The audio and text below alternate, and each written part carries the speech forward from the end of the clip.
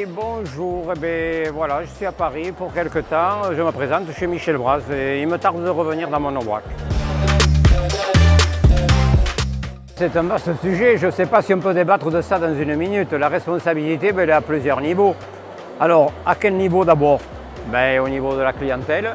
Après, au niveau du personnel, je dirais des collaborateurs qui t'accompagnent.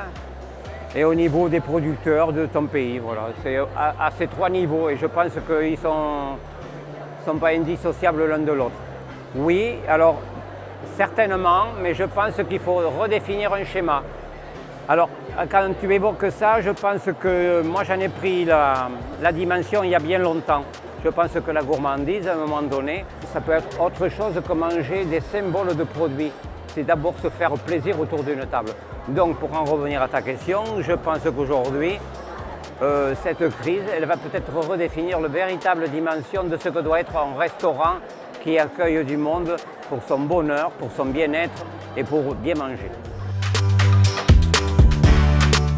Mais le combat pour lequel je me bats depuis toujours, c'est la considération des collaborateurs. Il y a eu beaucoup trop d'omerta là-dessus, où le personnel dans nos cuisines et dans nos établissements était exploité et on ne considérait pas l'humain à sa juste dimension. Parce que n'oublions pas que le métier de cuisinier, c'est de l'accueil, c'est du partage. Et on se construit avec nos collaborateurs. Et je trouve qu'à un moment donné, on les a un peu bafoués. Et je trouve qu'aujourd'hui, plus que jamais, on a la chance d'avoir des collaborateurs qui ont une ouverture d'esprit et une intelligence bien supérieure à celle de mon époque. Mais dans le contexte, le restaurant idéal, si je devais en faire un, ça serait en pleine nature, avec peu de couverts, avec une production vraiment locale, avec peut-être 2-3 employés qui viennent avec moi au jardin le matin, qui viennent au marché, enfin quelque chose à dimension humaine et que ça transpire partout.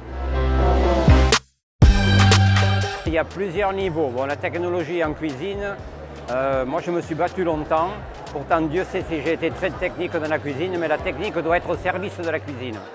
Après, en termes de matériel, moi depuis longtemps, j'ai commencé à faire du développement sur un appareil que j'avais acheté en Angleterre, en basique. Après, j'ai été sur des goupilles.